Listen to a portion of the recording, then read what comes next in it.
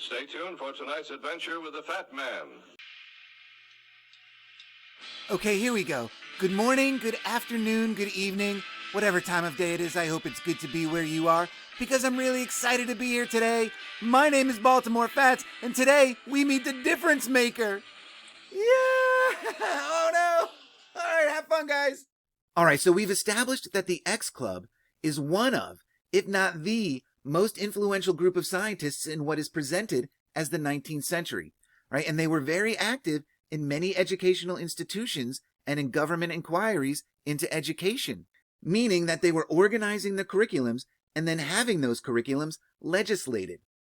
And they sent their foremost gifted orators out on Lyceum tours where they presented their scientific mission to the public. I'm sure using their publishing ties to flood the markets they were speaking in beforehand with advertisements and endorsements in newspapers and whatnot. They knew what they were doing, and they were very good at their job. So good, in fact, that no contemporary scientific group even tried to compete. Of course not, because they're all in service to the Royal Society. And the deeper I get in this, the more curious Herbert Spencer's involvement becomes, because contrary to my intuition, he never does become a fellow of the Royal Society. There has to be a reason for this, considering how closed in ranks these societies were. They valued fealty above all else, it seems. Right? So the case of Spencer is very interesting. Why is he the exception that proves the rule? Hopefully we'll find out down the line. Because getting back into it, just because no other scientific group even tried to compete doesn't mean they didn't face opposition, which of course is a critical part of this type of deception. With the sweeping changes the X Club were trying to make, it would look suspicious if they went uncontested. And if you were rigging a fight, you want it to look good, so people buy into the Schadenfreude. And what better counterpoint can you have than the Right Honorable Lord Kelvin, Sir William Thomson? His informal group of northern, i.e. Scottish, physicists, mathematicians, and engineers are the only contemporary group proposed as an opposition. Proposed! Historians don't even know. That's how complicit everyone was in this thing. When confronted with the question of how did the X Club get away with pushing a lot, maybe not everything, but a lot of hinky science pushed through with no opposition, the best they can do is maybe prop up this informal group that surrounds Lord Kelvin, who was one of the most decorated scientists of his era and future president of the Royal Society after the reign of the X Club. Right? And he was a total team player. Thomson was so good at science and extended the crown so much that they jumped him in and made him a made guy. In 1892, he was the first British scientist to be elevated to the House of Lords, raising him and his family to the status of nobility. And to cover him in any real detail now would be too much and do him a disservice for this story. But there are two things that I want to note. First is that he gains his fame and fortune in the electric telegraph game. His career as an electric telegraph engineer and inventor propelled him into the public eye and ensured his wealth, fame, and honor. And for his work on the transatlantic telegraph project, he was knighted in 1866 by Queen Victoria. And so this is really amazing because the Keymaster's father was a pioneer of the electric telegraph. So it's very possible that these two men have known each other for a very long time. Lord Kelvin is the Keymaster's senior by about 12 years. He was born on the 26th of June, and you can get 3 sixes out of that, in 1824. And the Keymaster was born in 1836. Right, so there's 12 years difference between the two. But the electric telegraph wasn't invented until 1837, or so they tell us. So depending on when Lord Kelvin took up work in the electric telegraph game, he very well could have known the Keymaster's father, and perhaps a very young Keymaster himself, well before the unity of nature was a glimmer in his black eyes. And so there's that, right? But then also later on in Lord Kelvin's career, he serves as vice chairman on the board of Kodak Limited, which was the British branch of Eastman Kodak. And this is really interesting considering the role that photographs and film play in the deception. And so there's no way that Mud City is done with Lord Kelvin, but it's time to get back to the X Club, who were blazing a new trail with their institutional power, a trail only hinted at by preceding groups like the Philosophical Breakfast Club.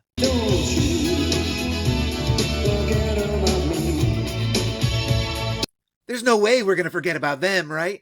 And these guys were the scientific Beatles of their day. John, Paul, George, and Ringo, right? And these guys, and they were lifelong friends who first met at Oxford University when John Herschel would host brunches in the years 1812 and 1813.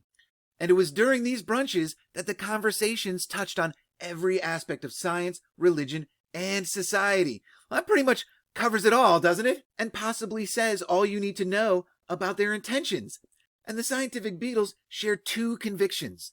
One, that science must be grounded in careful observation and exact measurement. And two, that it should benefit humanity. Which is interesting, of course, because three of these men were members of the Royal Society, Ringo over here being the lone holdout.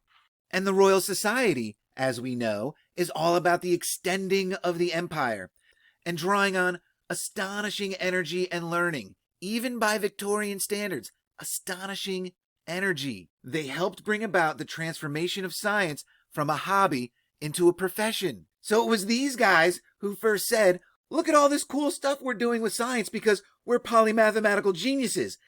We should be getting paid for doing all this work. And you know who should pay us? The public.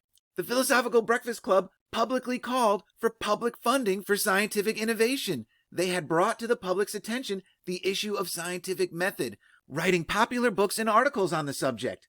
You see all this cool science we're doing? You need this science.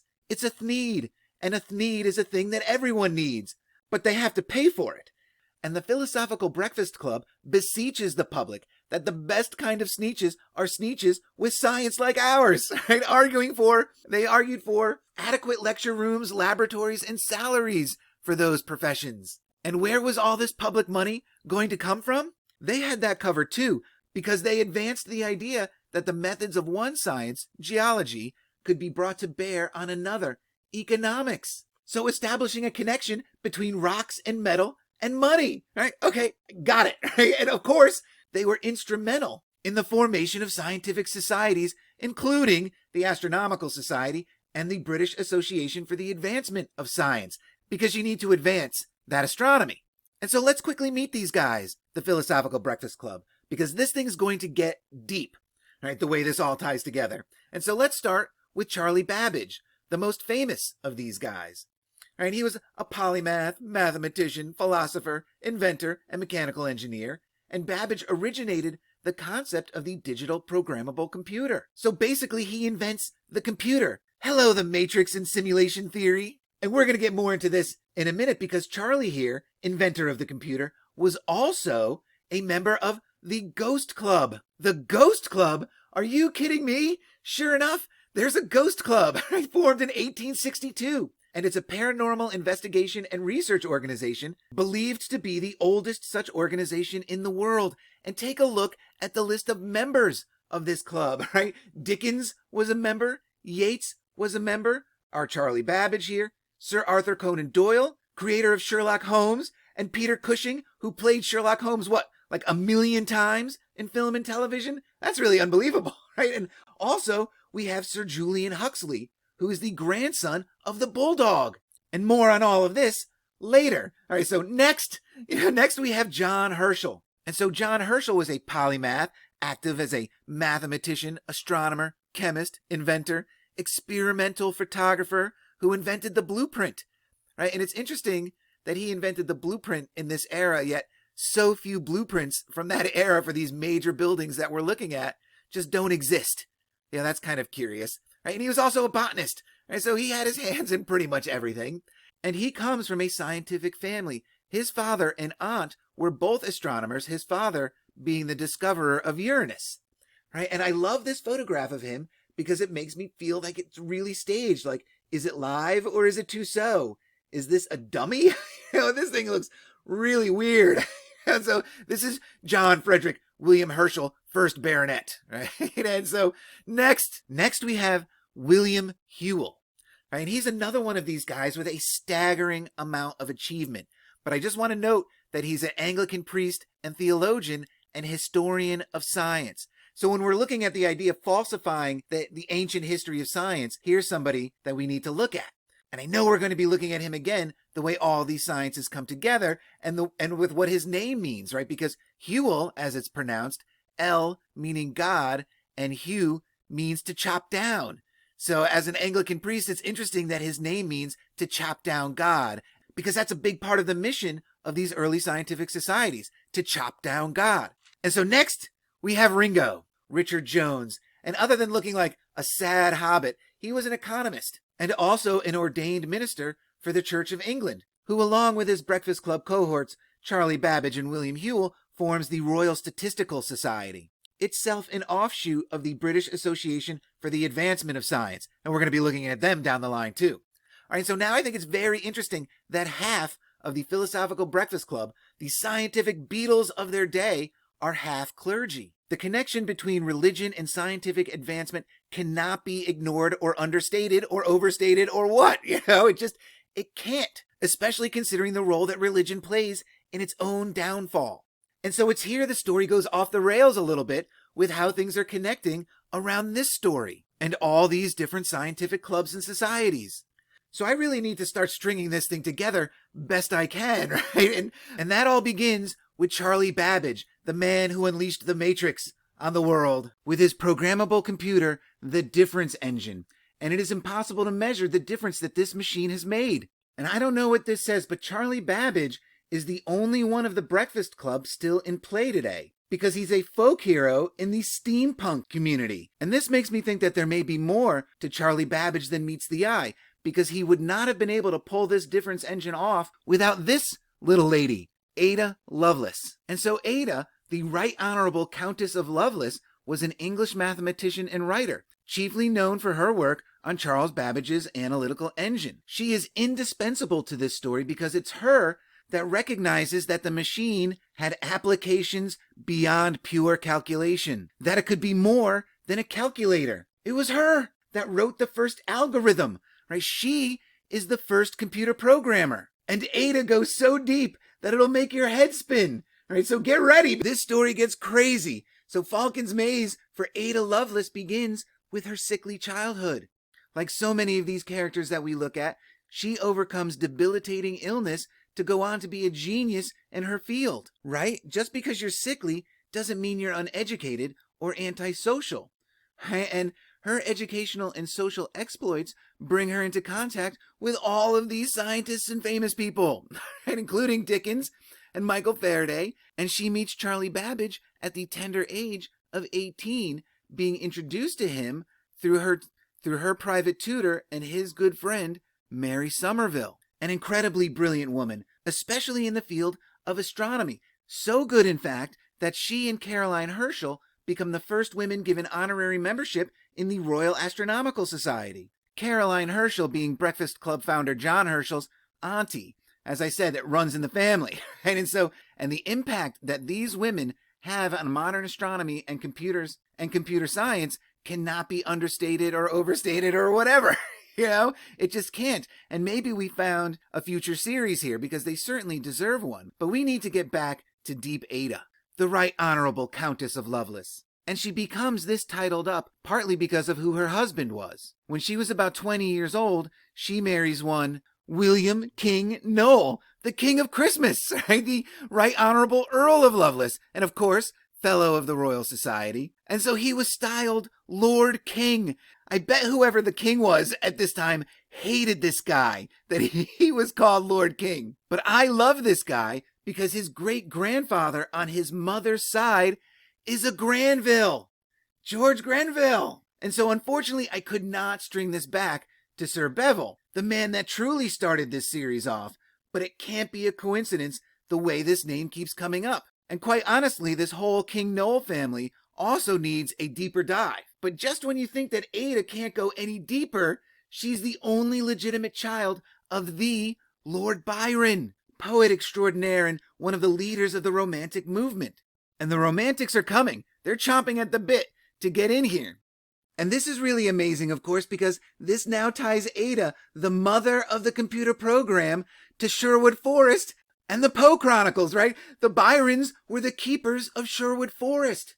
The mother of the computer program is connected to all this strangeness that was going on in and around Sherwood Forest. Everything from the Byrons to the Manners and, of course, the Disneys. Where was the Disneys? right? It's just unbelievable, right? And so to get all Charlie with it, the strings are starting to come together around the idea that the arts, literature, paintings, music, theater, movies and TV, what have you, they are not the natural progression of humankind's latent artistic abilities nor their desire to be creative, but merely tools used by these scientific societies to fulfill their agendas. They are symbiotic. Certain elements of modern science could not be sustained were it not for the arts. And what Charlied this whole thing together for me was who Deep Ada's father was, right? And her relationship to Charlie Babbage and his difference engine. Because if it was the intention of the Breakfast Club to spark public interest in science, one way to do that would be through the art of fiction. What captures the public's imagination better than a good story? And what better story could there have been at the time to promote science than Mary Shelley's Frankenstein? A tragic tale that serves as a testament to what the future of science could hold, but also serves as a cautionary tale.